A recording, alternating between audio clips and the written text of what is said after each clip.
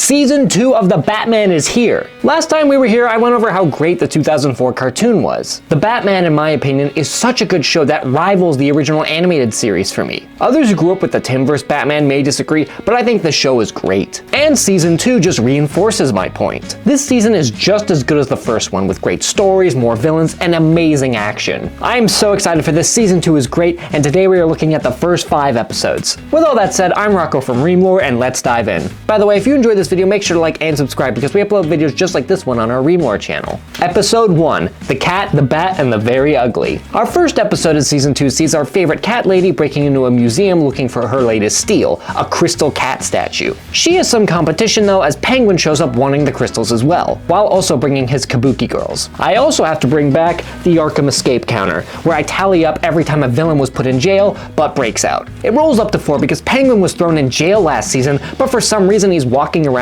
and we never learned how he got out. Because Catwoman is hot, they agree to form a partnership to steal the other piece of the crystal collection. Yep, the theme of Season 2 is villain team-ups, where bad guys introduced in Season 1 and this season interact, which does lead to really great stories. I mean, Batman's Rogues Gallery is the very best in all of comics, and seeing these characters interact is great. Plus, Penguin and Catwoman together is reminiscent of the two interacting in the Batman Returns movie. It's a good callback. The police are investigating the scene where Yin is looking into it, realizing that Catwoman was here and had some help. This is when Batman shows up and Yin leads the cops out of there. Batman finds some leaves on the floor and takes it to the Batcave to examine it. While in the cave, Bruce tells Alfred he's actually happy to have this partnership with Yin before Batman finds dandruff from Penguin's birds. Bruce finds the other Jade relic and heads out to stop Penguin and Catwoman. Catwoman and Penguin are brainstorming ideas on how to get inside, and it's clear Catwoman is just playing Penguin to steal both jewels. At the museum, Penguin's birds take out the security as the bad guys sneak in and find the jaded statue. Right before they can make a trade, Batman shows up and they have an awesome fight, but Batman can't beat them both by himself, so he gets knocked down. A shocker happens next as Penguin double-crosses Catwoman, saying he's been playing her the whole time. I love this. We're so used to Catwoman double-crossing other people, and seeing Penguin get the better of her shows this version is highly intelligent and a real threat.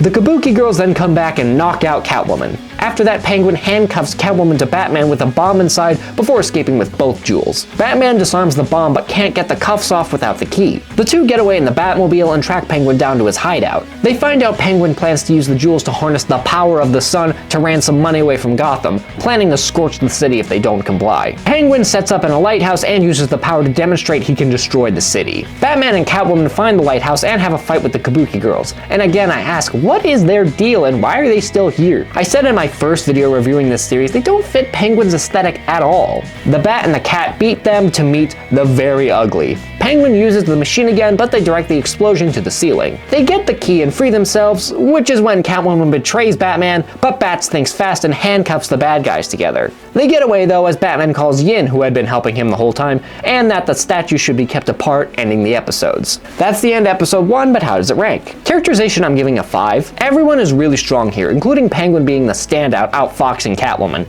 Plus we get Bruce admitting he's happy he has a partner to watch his back. Story gets a 4. I will always enjoy a good callback to the Batman Returns movie, and the story of these two teaming up is great. The only thing dragging it down is the random magic jade statues. I could have done without that. Entertainment gets a 5. It is fun times all around with many funny and action-packed moments. Importance gets a 3. I mean, for episode 1, this isn't really super important, and you can skip it honestly, but it still is fun. The only main complaint I have overall is that I don't think this episode should have opened the season. This is the standard filler episode, and in the next episode we get introduced to the big antagonist of Season 2. Hint, hint about who it is. Episode 2, Riddled. The cops and Batman are looking into a bomb threat which has no trigger, just a word game. Yin and Batman work together as Batman figures out it's a riddle and answers it. The bomb deactivates, and this is when we meet a hologram of the Riddler, who appears and wants to know who solved his riddle. As you can see, I am a big fan of the Riddler, and this is my favorite version of the guy. Being reimagined as a riddled crazy criminal terrorist, this version of the Riddler is all time with this amazing characterization we'll see in this episode.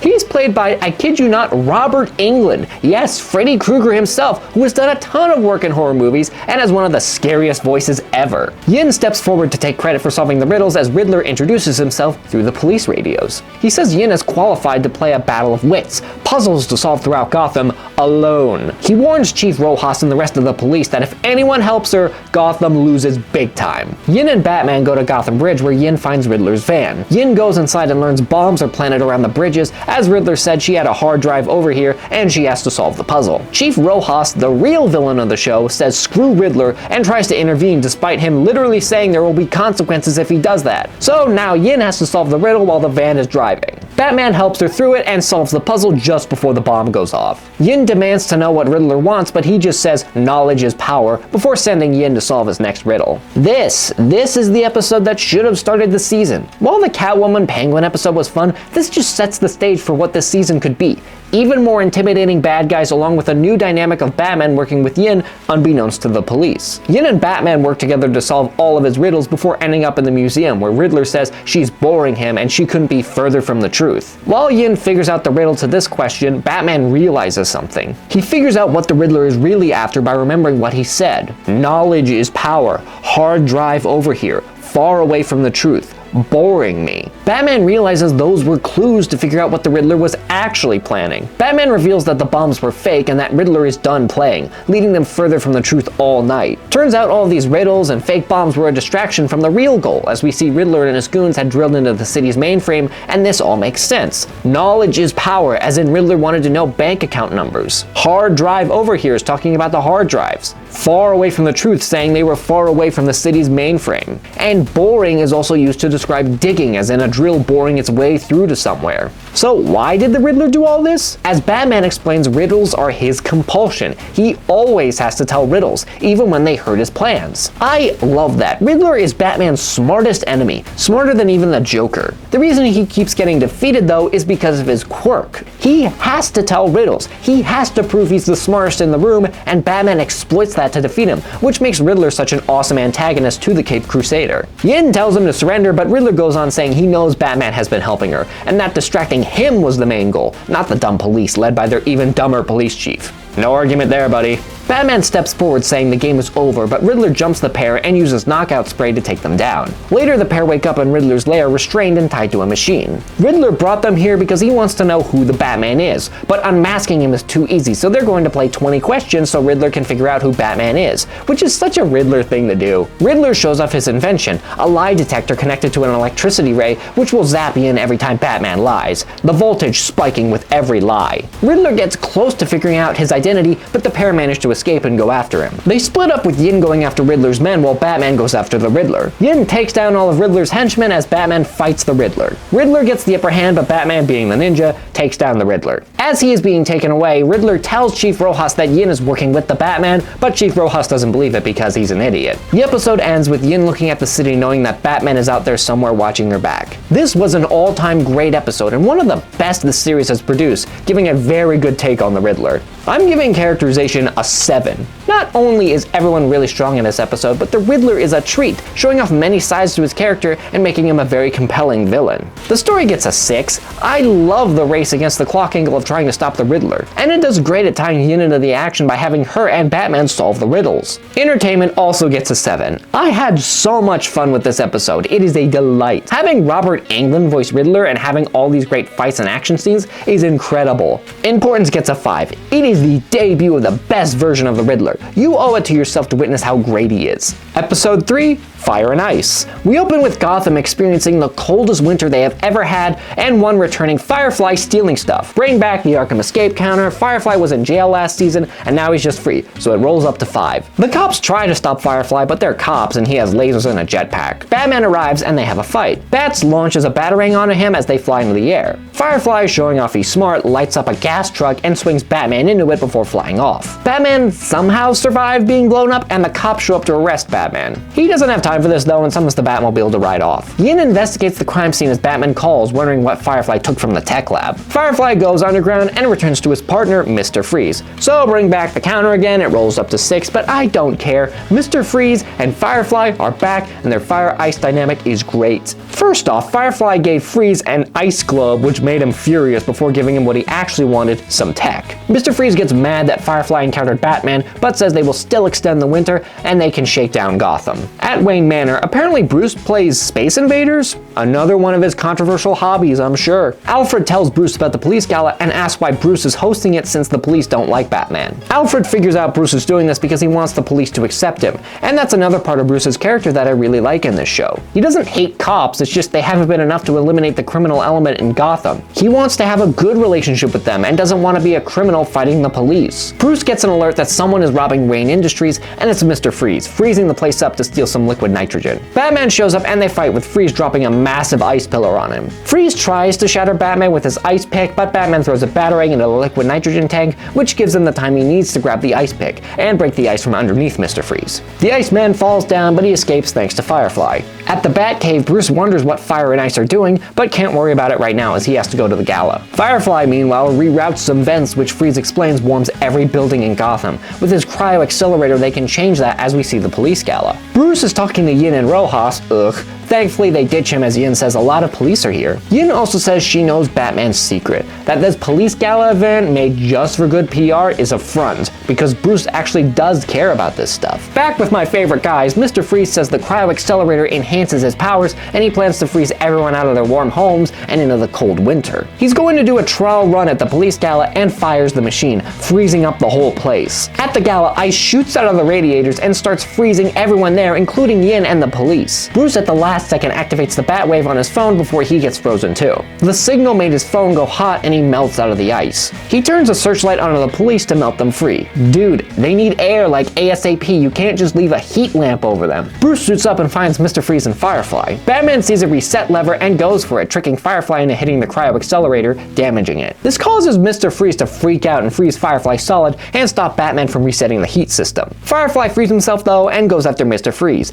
a big fight breaking out. This gives time for Batman to reset the system and restore heat to the gala. Mr. Freeze takes out Firefly's fuel tank before Batman heats Mr. Freeze, stopping him. The police all thaw out and find the crooks at their doorstep, and they all look up to Batman, realizing he saved them and the city. Rojas demands everyone go after him, but no one goes after him. Instead, they all cheer him, signaling a change is coming. Characterization for this, I'm giving a 4. Everyone is strong, no complaints there, although I would have liked more character development with Mr. Freeze. The story is a 3. It's the standard team-up story, but it's decent. Entertainment gets a 5. Seeing Batman fight the duo of Mr. Freeze and Firefly is really fun, and the two bad guys work off each other really well. Importance gets a 3. You could skip this, but I wouldn't, because it's the return of Mr. Freeze. Episode 4, The Laughing Bat. This is the most out-of-context opening to any cartoon I have ever seen, as Batman chases down a criminal, but all he did was jaywalk. Batman ties him up as Batman arrives to find the jaywalker smiling. Yeah, the first Batman is actually Joker dressed up as bats, saying, "I am the Batman."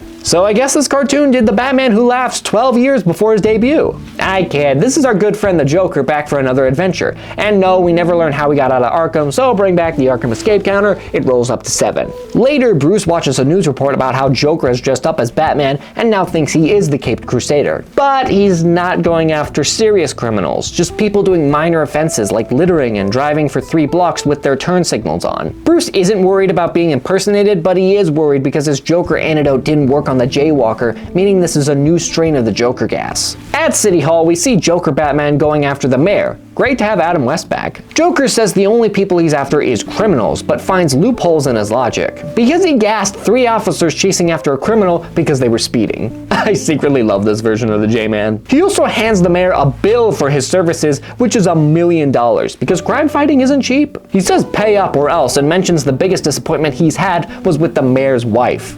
Oh boy, it's not what you're thinking, get your minds out of the gutter. He gassed her because she had 11 items and a 10-item checkout. The villain? I love Joker Batman's outfit, by the way. It's not on straight, the ear is flopped down, and he's still not wearing shoes. Honestly, if you wanted to argue this was the funniest episode of the Batman, I would not disagree. Turns out he hung the mayor's wife outside so he could see her smiling face. Yes, He was hanging people outside the mayor's window before Heath Ledger made it cool. Joker then tries to take down some little girls because they were drawing chalk on the street and he called it vandalizing, but Batman arrives to stop him. He says the costume party is over as Joker explains he couldn't take losing to Batman over and over again. So he thought if he couldn't beat Batman, he would become Batman, and one of them has to go. I also love how Joker couldn't replicate Batman's gadgets, so he made knockoff versions, which look pretty cool, honestly. The fight is awesome, with really good animation and choreography. Joker gets the better of Bats and says Batman needs a Joker, someone to give him purpose.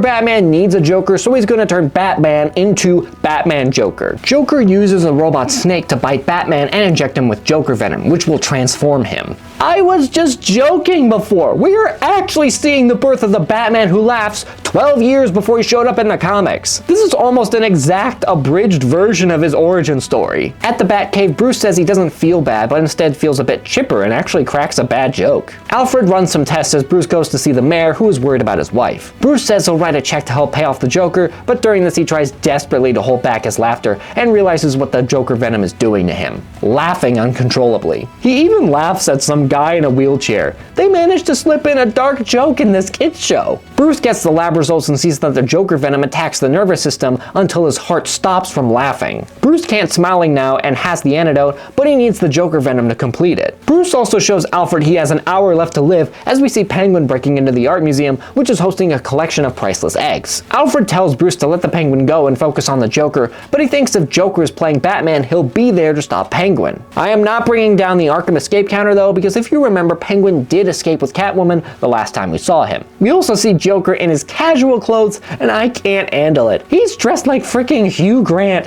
and his Batwave is a Joker version of the Bat Signal on a Dell Inspiron laptop. This may secretly be the best episode of the Batman. Joker suits up and rides on his Bat go-kart, it just never stops, and he races to find Penguin. Said Bird gets the golden eggs and makes a run for it, running down an alleyway and sees the Joker dressed up as Batman, and is very confused. Penguin is also upset that the Joker is getting in the way of his score. He doesn't get involved when Joker tries to gas Gotham, because it's professional courtesy. Joker calls Penguin the second biggest criminal, which makes him upset, and they honestly have a really entertaining fight. Batman arrives laughing like crazy, making Penguin really lose the plot, and they both demand Penguin hand over the eggs. So now we have the most ridiculous fight in the entire series, because we have Batman slowly turning into the Joker, fighting Joker impersonating Batman, fighting the Penguin, who is super confused.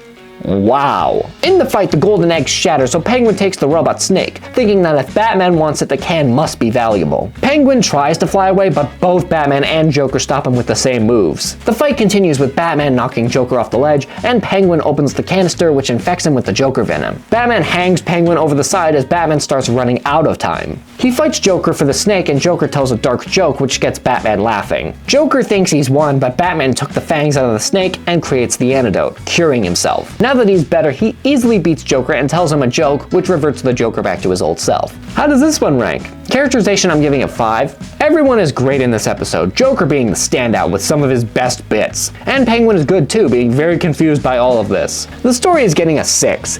The idea of the Joker becoming Batman and Batman becoming the Joker is such a cool concept. I'm surprised there aren't more stories like this. Entertainment, I'm giving a 6. I had so much fun watching this episode. I laughed out loud while watching this by myself. That's when you know something is really funny. Plus, the animation is so good for this episode, it's criminal. Importance gets a 4. It's not vitally important, but this is the Joker in his season 2 debut, so I think it's worth a watch. Episode 5, Swamped. Spoilers for this one, this is not a very good episode, mostly because of the story revolving around its main antagonist, Killer Croc. I was so excited when I learned Killer Croc was going to be in the Batman. He's one of my favorite bad guys in Batman's Rogues Gallery, a giant mutant crocodile struggling with his mutation, turning him into a monster, both physically and mentally. An unstoppable monster Batman struggles to beat every time they go against each other, and it's an epic battle every single time. And he could not have been a bigger disappointment in this show, because instead of being the cool monster we all know and love, he's this uninteresting, non-threatening southern idiot